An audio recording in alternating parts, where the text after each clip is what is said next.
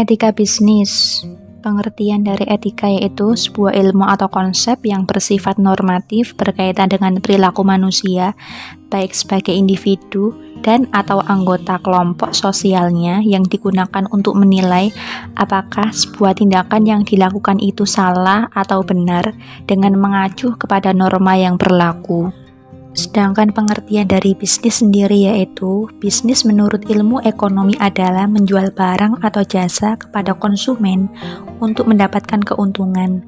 Kata bisnis sendiri berasal dari suku kata dasar Inggris yaitu busy, yang berarti sibuk mencari keuntungan. Etika yang berlaku di dunia bisnis. Etika bisnis adalah studi tentang aspek-aspek moral dari kegiatan ekonomi bisnis. Pengertian etika bisnis dapat dibedakan menjadi 3, yaitu secara makro, meso, dan mikro. Secara makro yaitu bisa jadi secara keseluruhan, dilihat dari segi keseluruhan atau secara besar. Etika bisnis mempelajari aspek-aspek moral dari sistem ekonomi secara keseluruhan. Yang kedua yaitu secara meso. Etika bisnis ini mempelajari masalah-masalah etis di bidang organisasi. Dan yang ketiga yaitu secara mikro. Etika bisnis difokuskan pada hubungan individu dengan ekonomi dan bisnis saja. Masalah etika bisnis. Masalah etika dalam bisnis dapat diklasifikasikan ke dalam 5 kategori. Yang pertama, suap. Suap adalah tindakan berupa menawarkan, memberi, menerima atau meminta sesuatu yang berharga dengan tujuan mempengaruhi tindakan seorang pejabat dalam melaksanakan kewajiban publik. Suap dimaksudkan untuk memanipulasi seseorang dengan memberi pengaruh. Pembelian itu dapat dilakukan baik dengan membayarkan sejumlah uang atau barang dan jasa, maupun pembayaran kembali setelah transaksi terlaksana, termasuk juga pemberian janji-janji untuk memberikan sesuatu. Kedua, paksaan. Paksaan adalah tekanan, batasan, dorongan dengan paksa atau dengan menggunakan jabatan atau ancaman. Paksaan dapat berupa ancaman untuk mempersulit kenaikan jabatan, pemecatan, atau penolakan industri terhadap seorang individu. Ketiga, ada penipuan. Penipuan ini tindakan memperdaya, menyesatkan, yang disengaja dengan mengucapkan atau melakukan kebohongan. Keempat, pencurian. Pencurian merupakan tindakan mengambil sesuatu yang bukan hak kita atau mengambil properti milik orang lain tanpa persetujuan pemiliknya. Properti tersebut dapat berupa properti fisik atau konseptual. Yang terakhir, diskriminasi tidak jelas. Diskriminasi tidak jelas ini suatu perlakuan tidak adil atau penolakan terhadap orang-orang tertentu yang disebabkan oleh ras, jenis kelamin, kewarganegaraan, atau agama. Suatu kegagalan untuk memperlakukan semua orang dengan setara tanpa adanya perbedaan yang beralasan antara mereka yang disukai dan tidak. Prinsip etika bisnis.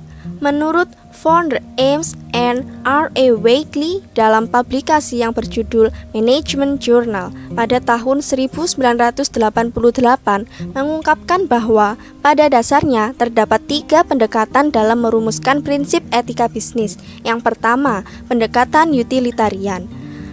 Pendekatan ini, setiap tindakan dalam dunia bisnis harus didasarkan pada konsekuensi yang ditimbulkan oleh tindakan tersebut.